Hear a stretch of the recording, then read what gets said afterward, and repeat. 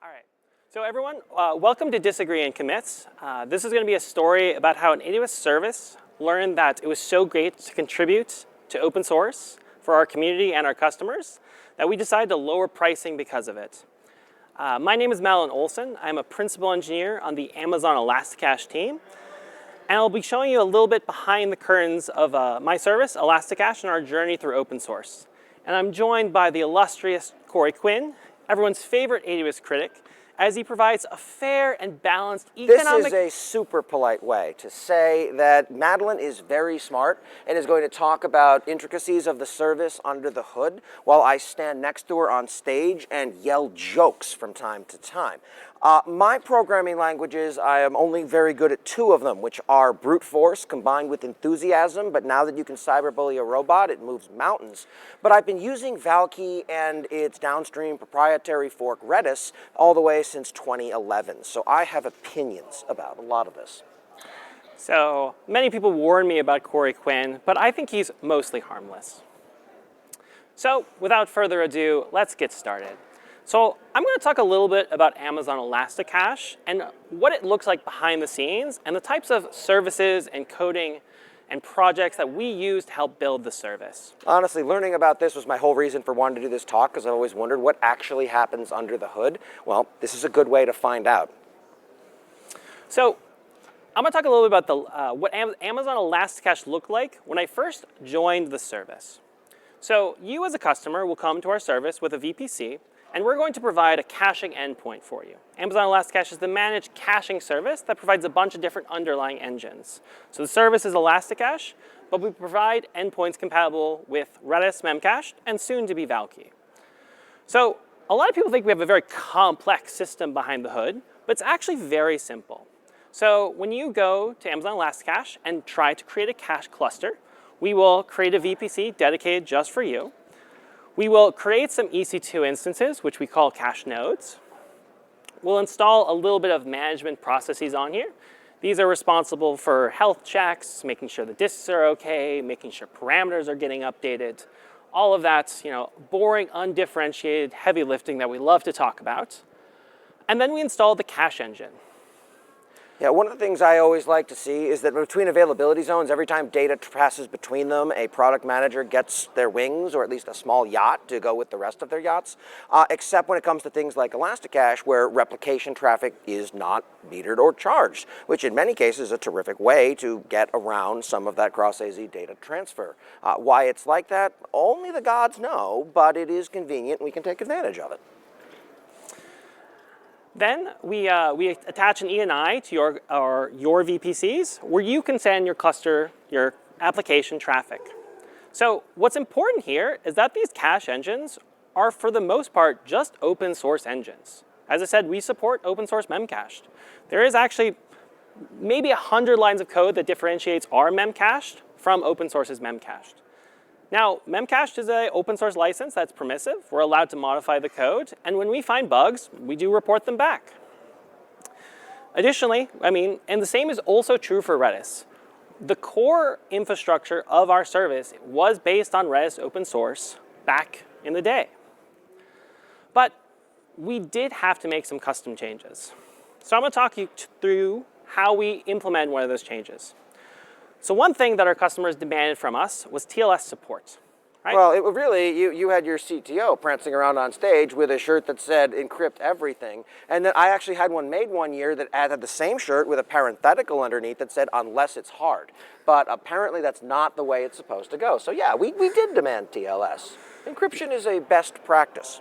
It is a best practice. And our customers needed it for things like compliance, as well as their own internal security teams demanding it. So customers wanted to come to us, and they wanted to have all their traffic encrypted. So the best practice at the time, this was about 2018, since Redis open source and Memcached open source, neither of them supported TLS, was to use a TLS proxy. So all of your traffic is sent first to the TLS proxy, it's decrypted, and then it's sent in plain text back to the underlying caching engine. Yeah, it's always the question, it's not end-to-end encrypted, it's where does TLS terminate? It's like, well, if I set up the infrastructure generally on the floor, which is why it was nice to be able to offload that undifferentiated heavy lifting to people who are, good at infrastructure. Exactly. And we were running these TLS proxies on the host themselves, and that was a good way to make sure that the actual traffic between the cache hosts and the TLS proxy was encrypted. But we had all the infrastructure for this. We had our control plane. We had our management processes. But there was a problem. And that problem was that it was very expensive and slow from a CPU perspective. It was almost as expensive as not using TLS at all. In the short term, that is less expensive. In the long term, it is the exact opposite. But that's okay. That's why CISOs are best known to be ablative. Oh, we have to get rid of one because we had a breach. We'll replace it with a new one. Sometimes you get away with blaming interns for that, but that's harder these days as people are waking up to maybe the intern didn't make the strategic decision. The LLM did it now. So the base version of Redis could do about 130,000 requests per second, fully utilizing its single-threaded architecture per core. When we tried to use TLS with a proxy, we were only able to get about 80,000 requests per second, and we were primarily bottlenecked on that TLS proxy. And that intuitively makes sense. Redis is primarily a hash map attached to a TCP server, and all a TLS proxy really was two TCP servers talking to each other and doing TLS in the middle. So it's actually doing a lot more work than the underlying engine. So we did some prototyping work, and we figured out that just directly embedding TLS into Redis itself was significantly more performant. We were able to get better throughput with less resource consumption. And this is what we want to do for customers at AWS. We want to build things that are best for them, that utilize our hardware. So that's what we ended up building for our managed service. We built TLS directly into our fork of Redis open source, and that's what we basically had to maintain going forward. We built this when Redis was only on Redis 3, and we've been maintaining it almost we maintained it all the way until Redis 6. And throughout that time, we launched a lot of features, and many of these features don't seem like they have anything to do with TLS, but they still had merge conflicts we had to deal with. Fun fact, a collective noun for a group of developers is in fact a merge conflict. So we had stuff like, Redis has a system called clustering, and the fundamental unit of partition in that is called a slot. So we had a mechanism to move slots around. Obviously, that has network involved, so we have to encrypt that traffic as well. So that's more code that we had to write and maintain over time. But there was also a feature in Redis called dynamic command renaming, which was a very odd way to make sure that you don't execute very dangerous commands like flush all and keys. And that mechanism did not work correctly with how we built our TLS configs, and we had to resolve the merge conflicts every single time a new version came out. We also had to do stuff like password rotations, online data migrations, which is migrating data into Elasticache, and cross-region replication, which are features. Yeah. Invariably, AWS always implemented cross-region replication the week after I finally wound up patching something together for a service that didn't have it because I needed it. And they're like, oh, that was great. Now take a big sip of coffee and check the AWS blog today to see what's new. Yeah, did not go well. But honestly, the best way to get a feature done was to have me do it, and then they would be right along presently to make my work look like the crap that it was. So all of these were features we built between 2018 and 2020. And every time there was a new version of Redis, we had to go and figure out how to maintain these conflicts. And so this is what I like to call like the vicious cycle of having our internal private fork. Is, we only have a fixed number of engineers. And if all those engineers are spending time on is handling merge conflicts, that means that we have less time to, spend any time upstreaming work, and all we end up spending time on is just building more and more internal features.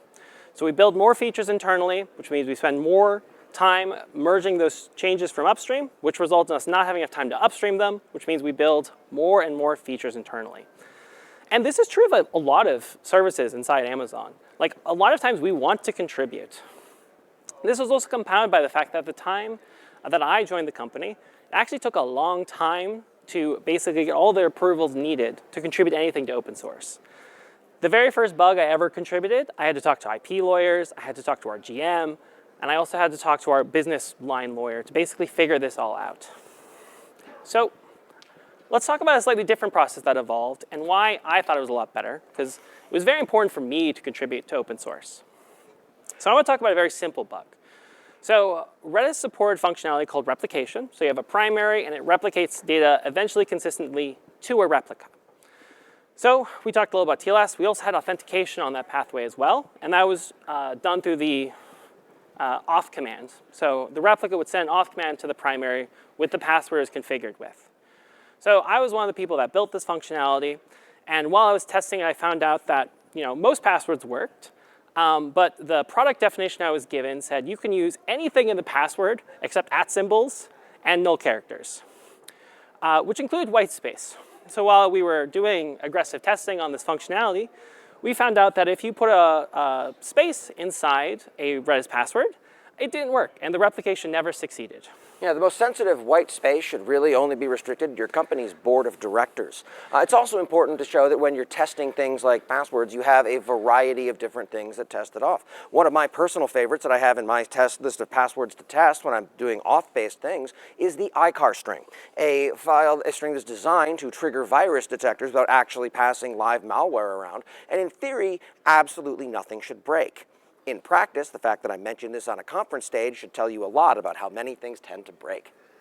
Yes, a lot of things do break. And so one of my goals was I didn't want to maintain this code internally because it was actually on the same TLS path. It was on the same connection establishment path. So I was like, hey, let's go fix this. And so I found in the code base that we were actually using one of two different protocols inside Redis. So Redis has what's called the inline protocol, which is a bunch of space-delimited commands, as well as the REST v2 protocol, which is all binary safe, including supports things like spaces. So I was like, all right, let's just have special handling for the inline protocol. So we sent this auth command correctly. And so I submitted this PR after going and talking with legal and getting approval. And I got a great response back from the maintainer of Redis at the time, Salvatore and Tires. And he's like, no, let's move to this REST v2 protocol. It's much more robust. It's what we should be doing. So this is a great success about open source. We found a bug. I suggested a fix, and I got information from someone who knew the system better than me to make it better. And why would you want to maintain that yourself? It's the idea of, well, yeah, we figure that our ability to have passwords with spaces in them is a competitive advantage is ridiculous. There's more burden on you to wind up dealing with to support and maintain the fork, while everyone else keeps tripping over the same thing but doesn't know why.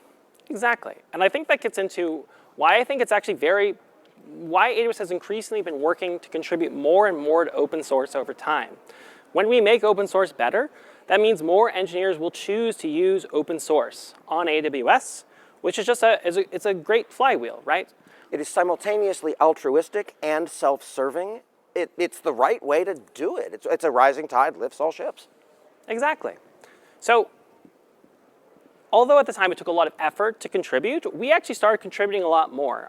Part of my time, I was given almost 50% of my time in Amazon Elasticache to just go contribute fixes. And the first big thing I worked on was this TLS work I talked about before. And I want to talk a little bit about, I was 3 years out of college at this point, writing C code. I was not a great developer, but I wrote a lot of code like this. Hey, that's my job. I'm the crap developer. Especially in C code. There's a lot of if-else statements like, hey, if TLS is enabled, do X, if not, do Y. And when I went to the Redis conference, the yearly conference for developers, to help evangelize, hey, we really need encryption in transit inside Redis. It's very important. And the maintainer I talked about before kept saying, your code's not good, it's ugly, it doesn't work very well, we need a better solution. But I am nothing but persistent, and I kept working with folks, and eventually we did find a solution. We ended up building sort of this connection abstraction that hid away all of these low-level details. And this makes it seem like it was very simple. It actually took a lot of effort to get a connection abstraction just the way we needed it, so that we were able to completely abstract away all the TLS work that we had to do. And as a recently calibrated crap developer, one of those is a hell of a lot easier for me to understand what it's doing and why and get to an answer than the other one is. And That's so valuable. Readability is important.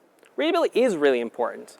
And this is a great success story. We being AWS, did not end up actually contributing the code that was finally accepted. That was actually done by Redis Labs at the time, now Redis Limited. And but this is still a great success because it's open source working as a collaboration, not just one group dumping code and being like, this is how we want it to look, right? AWS was actually strongly opinionated about what the code should look like. And the community wanted something else. And so we all came together and built what we wanted as a community. So I want to reiterate again because I think it's important. So at Amazon Elasticache, we want to only sort of maintain code internally that helps us run our managed service. So we want to improve stuff like bug fixes. We want to improve reliability. We want to contribute performance optimizations. This is all stuff we want to freely contribute back to the community. We want to contribute it upstream. We don't want to keep it internal, because then we get expertise from the maintainers. We help the community grow. We help make the system more reliable and sustainable. And then at the end of the day, once we want to help maintain it in the community as well, because if there's a bug in it that's introduced later, we'd much rather collect it and find it inside the community than when we're taking it and then applying it back on our service. Yeah, and I want to be clear, we on this slide is not just AWS. By now, it should be wildly apparent that I do not work for AWS. The lawyers and the AWS sniper hidden in the rafters right now are very clear that I need to say that and make that clear. But for we, the community, as a larger whole, the ecosystem which we're all operating, this has emerged as a consensus decision. This is the model that we want to see. It is the open source virtuous flywheel. So let's fast forward a little bit, right? I'm talking a lot about 2018, 2019. Our service has evolved a little bit since then, but the core idea is still the same. In 2020, the previous maintainer of Redis stepped down, and I became a maintainer of Redis for a time, and that helped us contribute more to open source. So let's look at what our service looks like a little bit now. So we still have these customer VPCs. We've evolved from ENIs to VPC endpoints, the new trendy technology. So much faster provision. So much faster. We now use an NLB, and this NLB helps us to balance the traffic that you send to our clusters through a proxy fleet, which helps us better scale quickly and more intelligently. You'll notice that instead of having a per customer VPC, we have service VPCs. This helps us provision more quickly, so we can more dynamically adapt to incoming scale. But at the end of the day, we're still running the exact same cache nodes I talked about earlier, which have the same management processes and have the same open source engines running on top of them.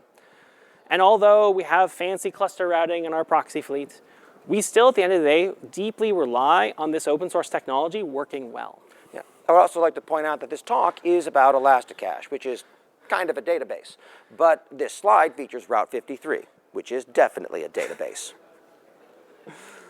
So I want to talk about a similar problem we had with TLS, which is how do we handle spiky workloads in serverless? So traditionally in caching, you might provision to handle a throughput like the one you're seeing here. This is sort of emulating a ride delivering for like food. So you'll see a small spike during the lunch hours and a bigger spike during dinner. So traditional caching always wants to be able to serve data. So you have some amount of buffer on top of the high water mark. But the engineer in you should be unhappy with the fact that there's so much over provisioning. But you sort of have to on some level. I mean, historically, auto-scaling was great. It was the capacity you need, 20 minutes after you needed it when something hit unexpectedly. But you saw this pattern even in places with highly predictable workloads. It was people like, well, we want to make sure we never run into a capacity problem. So they go for the absolute highest of high watermarks and never scale things back down. So either you're smacking into performance limitations or you're over-provisioning and paying for the privilege as you go. It's an optimization opportunity. And this was the undifferentiated heavy lifting that we wanted to solve in Elasticache, and that's why we built serverless. The way serverless scales is it still has some buffer, because we want to be able to handle the instantaneous traffic that will always happen throughout the day, but we try to stay much closer to the actual throughput requirements of your system. And so this requires us to constantly be predicting and then scaling to handle that load. So how are we able to do this? What we're actually doing is tracking those slots I mentioned earlier. So the whole data inside Redis is broken down to what are called slots. And so we're constantly tracking the throughput, the usage, and network bytes in and out of every single slot inside the cluster. And when we detect one that's becoming especially hot, we'll basically try to isolate it by moving slots that are colder than it off that cache node. It's a little bit counterintuitive. So we're not trying to move the hottest slots. We're trying to move other hot slots away from the hottest ones. And the thing I really can't emphasize enough is that you used to have to play, when I used to run Elasticache clusters that at the time was scale and today is, that's cute. This was a lot of work that we had to do, and it felt like every time we talked to other large Elasticache customers, they were doing the exact same thing. So eventually this really seems like the sort of thing we would like the provider to do for us. Now I'm having to remember this because it isn't like this anymore in most cases. It's great. It is great. So how were we able to solve this? So we basically built something which we call cluster slot statistics. And now I want to highlight this PR specifically because of the date. Elasticache launched serverless in reInvent of 2023. That is so we opened this PR a full year in advance. Amazon Elasticache is, at the end of the day, still a service that we have to make money, we have to build features for our customers. But we knew that in open source, we had to have a long lead time to build this functionality. So we didn't want to build it first and then dump the code. We wanted to go and work with the community to build something that we all wanted together. And this is not a change, incidentally, that would solely benefit AWS. This is something that, this makes a lot of sense for an awful lot of customers, large and small. Yeah, we actually had great engagement from GCP at the time, who was also looking at something similar. And as you can see, there's 111 comments on this PR. There was a very exciting conversation about it. And we were very optimistic it would be merged. I put a lot of stake. I spent a lot of time. You can see I edited this because I wanted to make sure that it was as effectively communicating what we desired to the community as possible. But we didn't get this PR merged, and the answer was a little bit disappointing, which was several months later. Several months later, about 3 months later, 4 months later, long time later, we found out that Redis Limited just simply didn't want to accept the patch and didn't give us any amount of commitment to when it could possibly be merged. Now, a lesser, more cynical person than I might suggest that this was because they were trying to protect a specific roadmap for a specific business model. But I'm sure that they had other, better reasons for not implementing a change that would serve customers and other providers very well. I just don't know what that other rationale might be. Maybe you have ideas. Choose your own adventure, really. So at the end of the day, we ended up keeping this commit internally. We still had to deliver serverless, and we ended up building it for serverless. But that wasn't necessarily, what happened next wasn't really what we were expecting. So, Madeline just showed you that AWS built something interesting that had a great opportunity to improve a lot of observability stuff, a lot of performance improvement, a lot of cost efficiency, and Redis, for some reason, kept this internal. That's not how AWS or any large provider wants to work with open source. So what happened back then? It turns out that there was trouble brewing on the horizon. As an aside, I have absolutely no idea why Redis's branding now looks like a 1950s diner, but okay, I can hang. Before March of 2024, Redis was BSD licensed, which is truly permissive open source. You can more or less do whatever you want with it. You could use it commercially. You could run managed services out of it, whatever your little heart desired. In March of 2024, Redis Limited changed to SSPL and RSAL v2, which sounds like a cat falling on a keyboard. But what that means is that these are restrictive licenses that say, if you run this as a managed service, you have to open source your entire infrastructure, by which they presumably mean through a dual license approach, or cut us a giant check. The Open Source Initiative, OSI, does not recognize the SSPL as an open source language, open source license. So this was a closing of the open source branch of Redis. And this pleased basically no one. I can tell you from personal lived experience that it is extraordinarily hard to shake AWS down. There are better uses of everyone's time. So all it really achieved was upsetting a tremendous number of people. And it lets me make some cynical but very true observations, like there's no rug on the stage because Redis kept trying to pull it away during the rehearsals. And the problem with this rug pull is that they failed at it, which is somehow even worse. Because if you're going to stab your community in the back, at least do it right. But that's not what happened, because what happened was, within weeks, the community forked Redis. Version 7.2.4, which was the last BSD licensed version. So this fork was called Valkey, under the BSD license. And this was not some sketchy, random couple of salty people decided to do it. The original Redis maintainers joined the fork, and others backed it.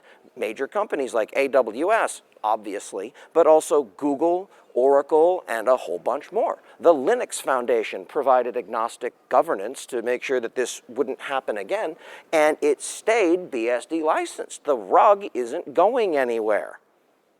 Then, in May of 2025, Redis backtracked, or tried to. They switched to the AGPL, which is still restrictive, but it is an open source license.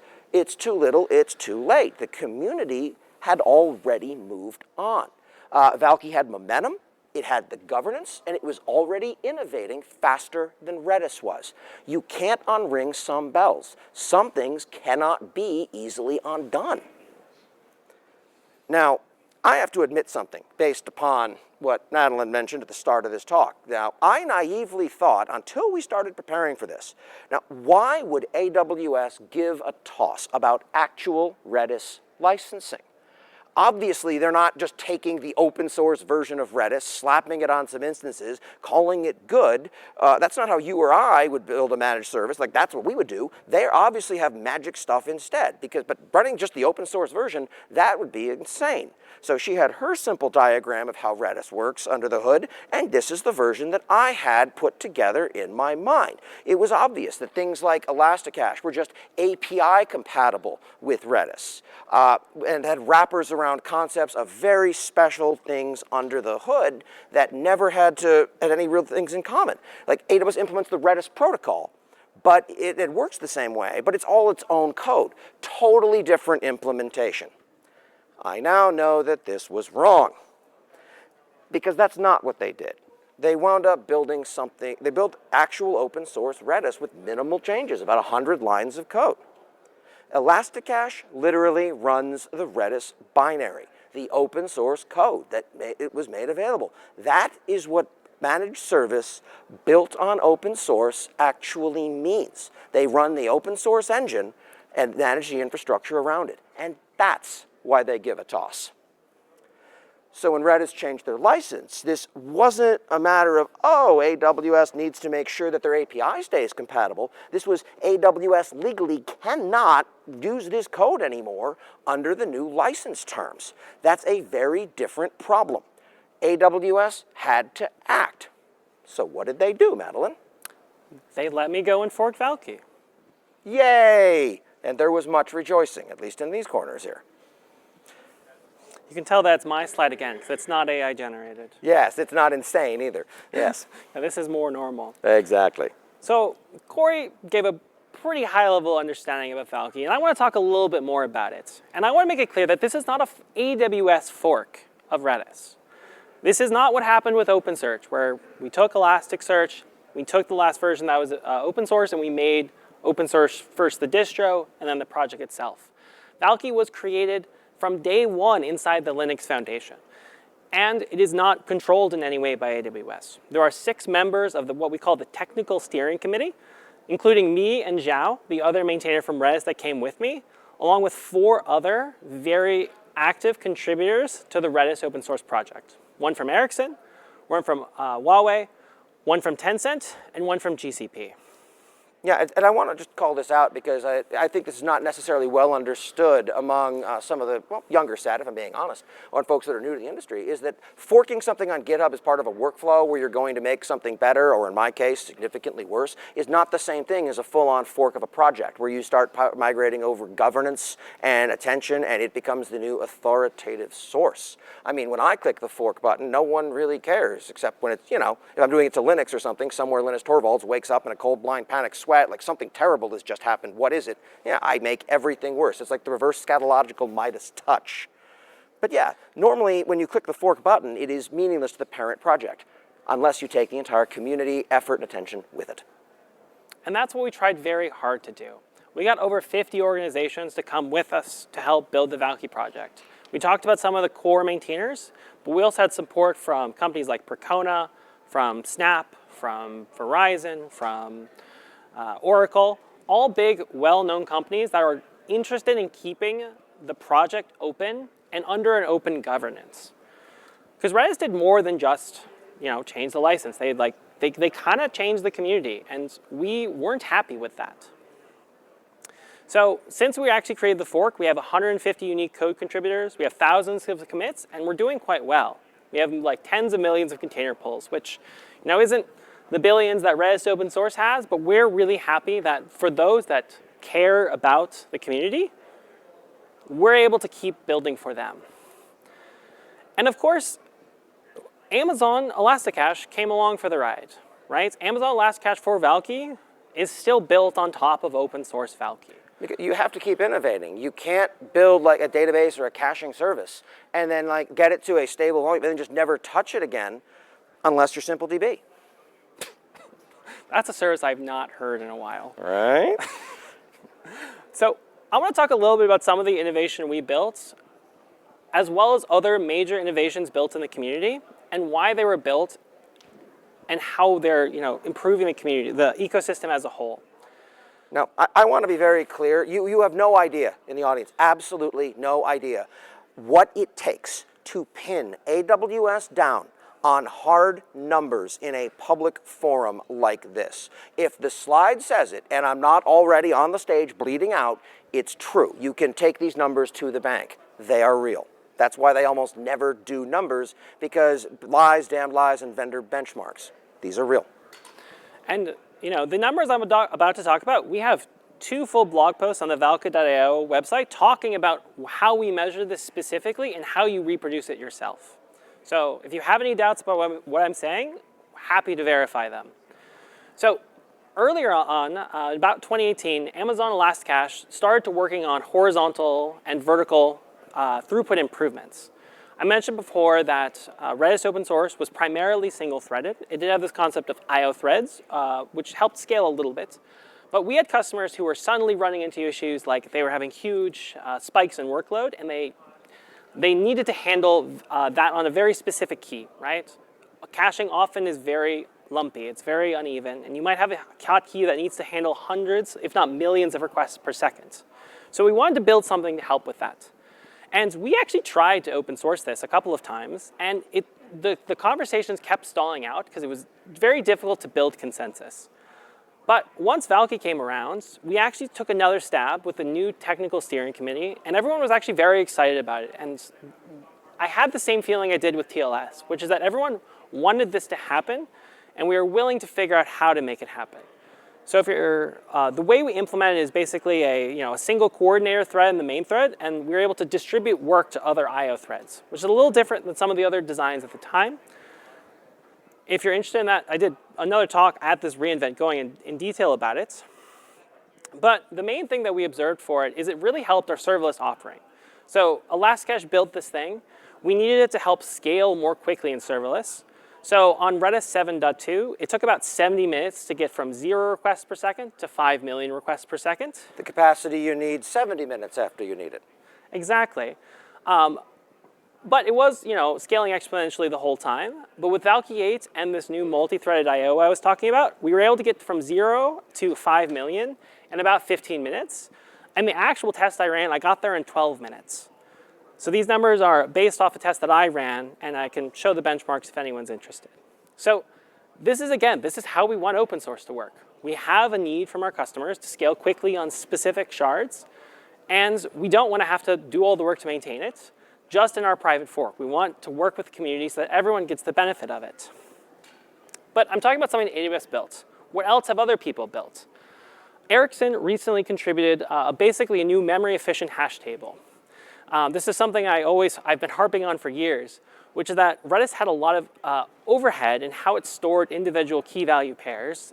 In the worst case, there was about 100 bytes of overhead to store a simple string like foo and bar inside the Redis open source engine. And now, many people use caching for very dynamic data, usually driven by databases.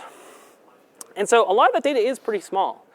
And so if you have 100 bytes of overhead, you're paying a lot more in terms of DRAM costs to store all that.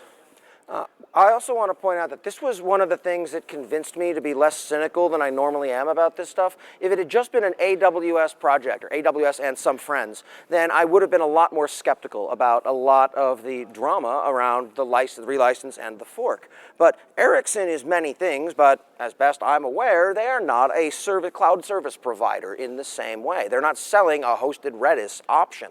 So when they start contributing to things like this, that's how I knew that it was real. It started to be, and I look at who else is doing stuff like this, and it's too many logos to get clearance to put on a slide. There's a lot of very big companies who care about this. And yeah, and Ericsson is one of them. They have an engineer, his name's Victor, and his whole job was to make sure that Valkey was running efficiently and effectively inside some of the products produced by Ericsson. Which most of his job means I'm just not allowed to touch it, and that's, that's half the battle. Exactly. Yeah. And as I said, within AWS, this is also a big benefit for us. This is a graph that we got from one of our large meal delivery services that runs on top of Elasticache. And they were able to see a 41% total memory savings when they moved from Valkey 7.2 to Valkey 8.1. Now, Right. I want to point out, when you say that there was a 41% savings, the math on this is confusing because you have to multiply them rather than add them, and certain very pedantic people at AWS during the rehearsal wound up in a polite corporate version of a screaming match over the math here. If you want to question the math, please feel free. Go ahead and clear 3 hours from your schedule for round 2. I don't want to be within 50 miles of that a second time. There's the math, by the way. I don't think it's that hard. People seem to be overblowing this. Honestly, it was like watching two academics screaming at each other, only politely. It's like, don't you both have tenure? Can you please go do something else? It was great. It was great. Fantastic. So I want to talk about a third story, and in my opinion, it's my favorite story. So Amazon also has another Redis open source compatible service called MemoryDB. Another service we could probably do a better job marketing. And inside that service, we launched a feature called Vector Similarity Search. And so it was built as basically an extension to Redis open source called a module, which provide vector similarity search used in stuff like semantic search. It's very trendy with agentic stuff, but I'll let him talk more about that if he wants to. Yeah, this was pressed heavily by Google Cloud. Now, many folks, including a lot of those who currently work at Google, have forgotten what their company does. But back in the midst of antiquity, before many of you were born, Google was a search company, and they were really good at it. So this is sort of like getting back to their roots when they start pushing for this sort of thing. It's like, oh, right, I remember those days. It feels almost like the Alta Vista era. So Google Cloud also had an implementation, and as I mentioned before, they were one of the TSC members. So Google Cloud also had an implementation of vector similarity search, and their implementation was better than the one we had at MemoryDB. It had horizontal scalability. The one we had in MemoryDB only allowed a single shard, and as we talked about, people wanted terabytes of vector similarity data, not just 100 gigabytes. And so when we went and open sourced both of them, and we looked into which is the better one, we decided on Google's. So in the open source community, we all, rallied around the better implementation, which is how we want to do. It was a little bit hard for us at AWS to accept that we didn't build the best project, but very recently inside Elasticache, when we decided to launch vector similarity search for our caching-based version of Valkey, we chose to use the Google implementation, not the one built on top of MemoryDB. And there's a quote here. We say it's the fastest as of 11/17, which is AWS speak for maybe things have changed. Yeah, one guess whose $2.5 trillion company required that specific date on this slide if we wanted to put it up in front of you all. Go ahead and guess. It's ours. But it's still very exciting because vector similarity search for in-memory databases is still a very important workload for applications that need very high recall rate. And recall rate is basically the percentage of correct results you get from doing approximate searches from vector similarity search. So don't worry, despite how let's talk about business value sounds as an intro, this is not a lead-in to an AI sales pitch. So Madeline just showed you all of the technical wins. Faster performance, better memory efficiency, improved reliability. These are all real and they are all measurable. But let me translate that into what actually matters to the business, which comes down to the price that you pay. Because Elasticache Valkey is less money for the exact same Elasticache Redis equivalent and can be dropped in interchangeably with one another. I built a thing we'll get to in a minute, and I did that repeatedly, and all that changed was the endpoint. These numbers aren't just performance benchmarks that we're talking about here. These are actual AWS price cuts. Serverless is 33% less expensive than its exact Redis equivalent. Same service, different engine, 1/3 cheaper. Node-based deployments, same story, but the number is 20% because it turns out there's still overhead to running server equivalents, which is something the ancients used to do as well. You're getting the exact same presentation of the exact same service function. One of them just effectively costs far less. And here's where it gets delicious, if you'll indulge me in a little bit of trollish schadenfreude here. Remember that performance improvement that Madeline showed earlier that AWS kept internal during the whole license drama and the rest? After Valkey forked and released it with that change in it, Redis pulled it in. You can look this up. It is PR 14039 on the official Redis project. The thing that they tried to take away, they are now taking it back from the fork. Then there's multi-threading. Redis implemented their own version of multi-threading, and it was slower than Valkey's. So they had to go read Valkey's code and apply those learnings, exactly the same logic flow, to make theirs as good. It took them 2 PRs to get it right. First was 13556, followed by 14017. And my personal favorite is that Redis announced in their Redis 8 launch blog post, we made replication use 35% less memory, which sounds great. Also, it's great because it's Valkey's code, PR 13732, and it was pulled in almost verbatim. I'm not trying to be obnoxious here, but there are 20 features or so where Redis is pulling from Valkey. The thing that they tried to lock down became their upstream. The community that they tried to monetize is now their innovation source. Now, I want to be very, very clear here on something. They are absolutely allowed to do this because this is open source. It's BSD licensed. Anyone can use it. I would argue they are not doing anything legally or even morally wrong by taking these things in. But the irony is spectacular because you tried to take control of a project by changing the license. Instead, you lost control entirely, and now you're downstream of the fork that left you behind. This is the business case for open source in its purest form. When you have a truly open community that is driving innovation, everyone around you and everyone involved benefits. Madeline's team built the memory improvement and contributed it back. Other companies joined. Features started flowing with a lot more rapidity. A lot more folks started working on this. Innovation accelerated. And I mean real innovation, not the AWS version they talk about in keynotes sometime that's sort of shorthanded for, we finally released a feature you've been asking for only 6 short years. Even Redis themselves benefits from this, as they should. That's what open source is about.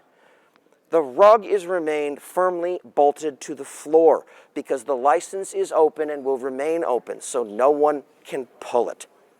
And your AWS bill, as a result of this, through no action other than switching over to the Valkey side, goes down. That's what happens when the community owns code instead of a company trying to shake down cloud providers.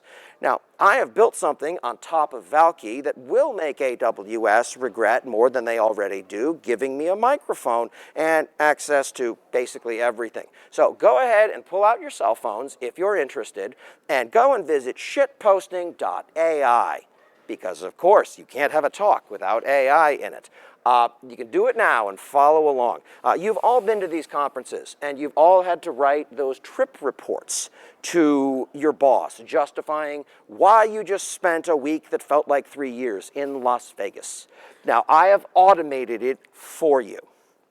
What I have built here is running on top of a whole bunch of different things, including the Strands SDK. It writes it in my voice. It also gathers all the news that has come out from AWS. There's something like 130 some odd announcements as of the time that I stepped on stage. There's probably more right now. And you can sort them by category, by recency, by stripping out the bullshit ones, which drops it down to something a lot more manageable. And then you can say at the bottom, you give it additional context of what you care about here, and it will go ahead and write a thing for you. It'll take about a minute or so to wind up spitting out when all is said and done because, you know, computers are a little slow. But this is the sort of thing that you can build. And I have been running it all week and pouring announcements into this thing, and last night when I had to finalize the slide deck, because, you know, why do things in advance, the bill for the month on this, on the Valkey side, was 54 cents.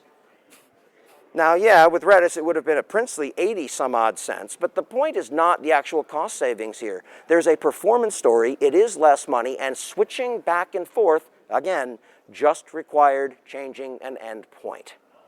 And of course, amusing. So yeah, the site is Shitposting.ai. Go use it, generate your trip reports, and remember that open source maintainers make everybody's lives better, including you going on vacation to places like this on your company's dime, because the best kind of money is someone else's. Thank you for listening to me. I am Corey Quinn. You are Madeline Olson. And please remember to give us 5 stars in the app if you liked this presentation. If you didn't, please give us 5 stars and leave an insulting comment that tells us exactly what my problem is. We have ideas. We want to hear yours. Thank you. And if you do have anything, we'll be out there to take questions. Thank you. Thank you.